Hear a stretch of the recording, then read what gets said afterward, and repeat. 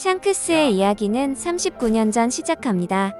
38년 전 웨스트블루의 갓벨리에는 무슨 일인지 천룡인들이 무리지어 있었고, 그곳의 천룡인들은 비가맹국인 갓벨리의 시민들과 자신들의 노예들을 상대로 인간 사냥을 벌이는 만행을 저지르고 있었죠. 그러나 그들이 도톰도톰 열매와 물고기 열매 모델 청룡을 보상으로 내걸었다는 사실이 지니에 의해 누출되어 록스 해적단을 비롯한 다수의 해적단이 이것들을 노리고 쳐들어오는 사건이 벌어지게 됩니다.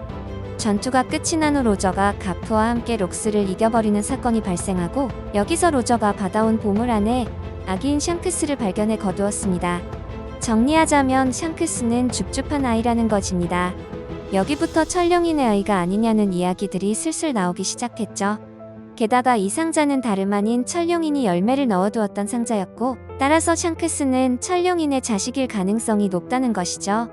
물론 지금은 신의기사단 피가랜드의 혈통으로 밝혀졌지만요. 샹크스는 아기 때부터 로저 해적단에서 자랐기에 로저 해적단은 가족 그 자체였으며, 성장하면서 새로 입단한 동갑내기 버기와 함께 로저 해적단의 견습으로 해적지를 시작합니다. 어떻게 보면 시작부터 초엘리트 코스를 밟은 것이죠. 로저 해적단에서 생활하면서 로저에게 운명의 밀짚 모자까지 물려받게 된 것이죠. 그리고 샹크스의 놀라운 점은 아직 견습에 불과했지만 흰수염 해적단과 많이 싸웠던 탓에 죽고 죽이는 사이가 되었으며, 해적왕의 유일한 라이벌 흰수염과도 안면을 트게 되는 견습이 되었습니다. 어린 시절부터 오다는 샹크스를 사기캐로 만들고 싶었다는 의지가 보이죠.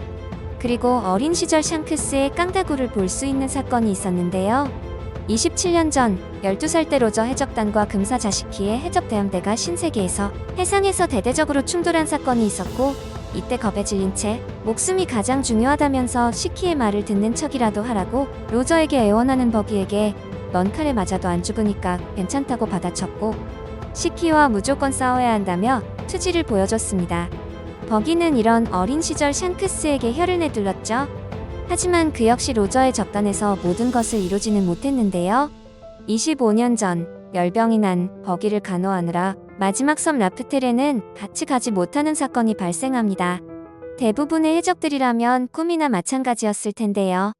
자신의 동료인 버기를 위해 포기한 셈이죠. 그리고 24년 전 로그타운에서 로저의 마지막 모습을 지켜보고는 밀짚 모자를 깊게 눌렀으면서 눈물을 흘리는 장면이 나오고, 그리고 이날을 기점으로 자신의 이름을 내건 한 사람의 해적이 됩니다. 이때 샹크스의 나이가 불과 15살. 그날 자신과 마찬가지로 로그타운에 있었던 버기에게 함께 가자고 권유했지만 버기는 샹크스의 부하는 싫다며 거절당합니다. 그것을 마지막으로 정상전쟁에서 제외하기 전까지 버기와 연락이 끊기게 될 줄은 몰랐죠. 그리고 샹크스는 어엿한 자신의 해적단을 만들게 됩니다. 샹크스는 세계를 떠돌며 뜻이 맞는 동료들을 모집해 빨간머리 해적단을 결성했고, 22년 전에 야솝의 평판을 듣고 실험 마을까지 직접 찾아갔으나 처음에는 거절당하게 됩니다. 야솝이 빨간머리 해적단에 합류한 것은 우솝이 태어난 이후로 밝혀집니다. 그리고 샹크스는 엄청난 성장을 이어가고 메이눈 미호크와 싸우며 훗날 전설로 전해지는 결투에 나날을 보내며 자신의 이름을 떨치게 됩니다. 하지만 이런 샹크스에게도 제동이 걸리는 사건이 발생하는데요. 19년 전에서 12년 전 사이에 흰수염 해적단 이번대 전투원 검은수염 티치어의 전투에서 왼쪽 눈에 상처를 입어 흉터가 생기는 사건이 발생합니다. 샹크스는 절대 방심하지 않았다고 말했고, 검은수염이 얼마나 무서운 해적인지 알게 됩니다. 그리고 절대 그를 만나면 방심하지 말라며 다른 해적들에게 알리게 됩니다. 그리고 정말 중요한 사건이죠. 13년 전 후즈우에게서 고무고무 열매를 빼앗게 되는데요. 아직도 샹크스가 고무고무 열매를 왜 강탈했는지, 고무고무 열매의 정체를 알고 있었는지 미스터리로 남아있습니다. 필름 레드 특집으로 방송된 우타의 과거 에피소드에서 고무고무 열매 탈환의 시간이 고무고무 열매 탈환 후 후샤 마을과 교류의 순서라는 게 밝혀지게 됩니다. 이후 후샤 마을에 방문해 그곳의 주민들과 교류하면서 1년 정도 이스트블루를 항해했고, 이 무렵 샹크스의 현상금은 10억 4천만 벨이었고, 샹크스는 폐왕색 패기로 상대에게 미래를 내다보지 못하게 하는 능력을 지니고 있었는데, 샹크스의 이러한 능력은 견문사례라고 불리웠다고 합니다. 이때부터 이미 샹크스는 폐왕색 패기의 수준이 최종장에 대입해도 최상위권의 수준을 가지고 있었다는 거죠. 드디어 후샤 마을에서 원피스 주인공인 루피를 처음 만났으며 처음엔 해적을 경계한 루피였지만 샹크스의 카리스마와 자유로운 모습에 반해 해적의 꿈을 갖게 됩니다. 그리고 문제의 사건이 발생하죠.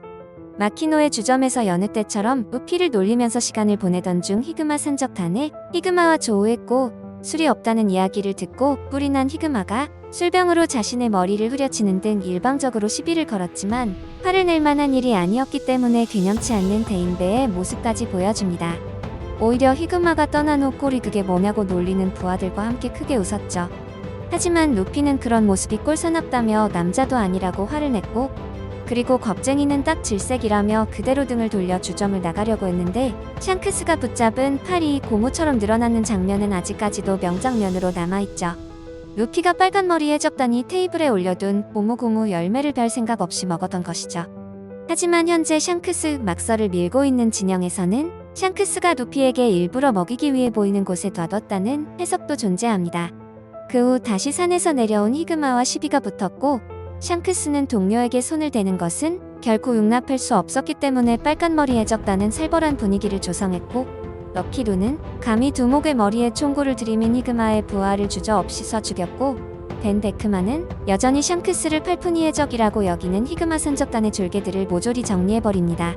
궁지에 몰린 히그마는 연막탄을 터뜨려서 루피를 데리고 후시아 마을 앞바다로 도망쳤고 루피를 바다에 던져버립니다. 이때 샹크스는 루피를 구하기 위해 자신의 몸을 던져 한쪽 팔을 내주면서까지 루피를 구해내죠.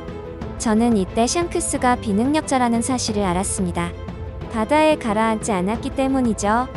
하지만 아직까지도 샹크스가 악마의 열매의 능력자일 수도 있다는 여론은 항상 등장합니다. 정리하면 고무고무 열매를 가지고 루피가 있는 곳으로 가서 루피에게 고무고무 열매를 먹이고 루피가 해적이 되게 만든 건 샹크스라는 것입니다. 이 부분이 중요하죠. 샹크스는 루피와 이별의 순간에도 마지막까지 내가 해적이 될 수 있을 것 같냐고 루피를 놀렸고 하지만 루피가 진심을 담아 해적왕이 되고 말 거라고 외치자 어린 시절 옛 선장이 그랬던 것처럼 자신의 소중한 밀짚 모자를 맡기고 위풍당당한 해적이 되어 돌려주러 오라는 말을 남기고 떠나게 됩니다. 그때는 이 정도로 오랫동안 루피와 샹크스가 만나지 못할 줄은 몰랐죠. 그리고 6년 전 해적왕 로저의 유일한 라이벌이었던 흰 수염과 어깨를 나란히 하는 대해적 사왕에 오르게 됩니다. 사왕 샹크스의 탄생이죠. 사왕이 된 샹크스의 행보는 더욱 위협적으로 변하는데요. 아직도 논란이 많은 대결 구도에 떡밥을 뿌리는 장면이 등장합니다. 어느 딴 섬에서 숙주에 쩔어있던 중 난데없이 미호크가 나타나자 아직 결판을 짓지 못한 라이벌에게 나랑 승부라도 내러왔냐?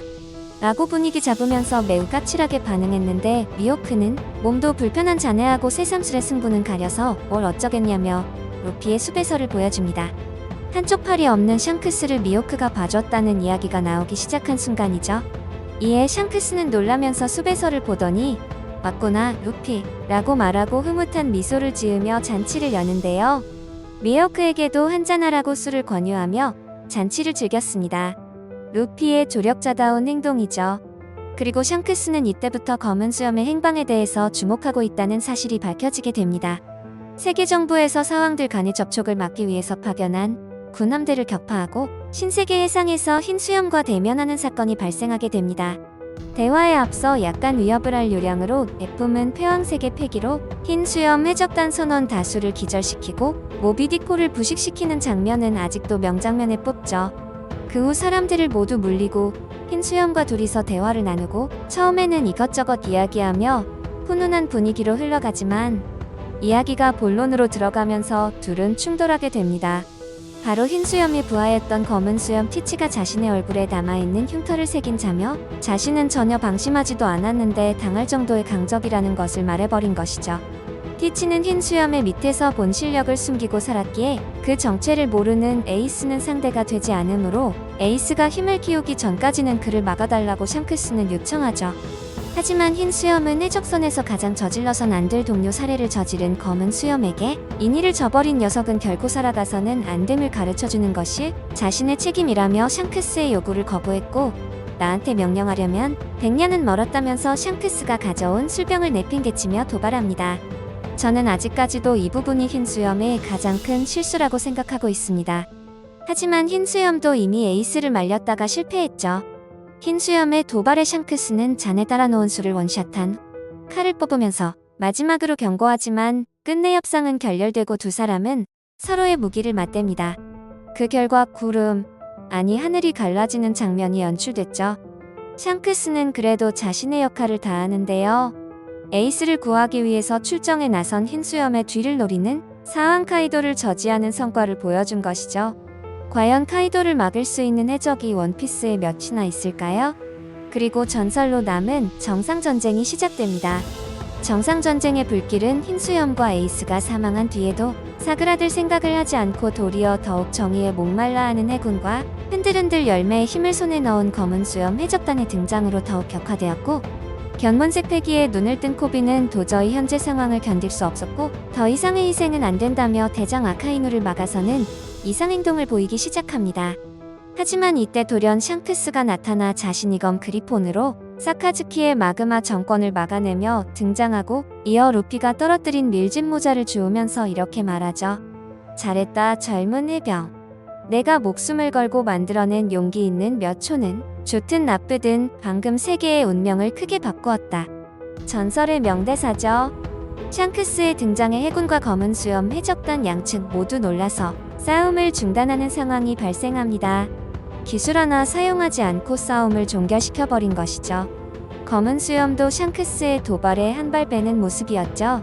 게다가 흰 수염과 에이스, 두 사람의 장례는 우리가 맡도록 하겠다고 딜까지 성공하고 해군마저 샹크스에게 의지하는 희귀한 장면까지도 발생하죠.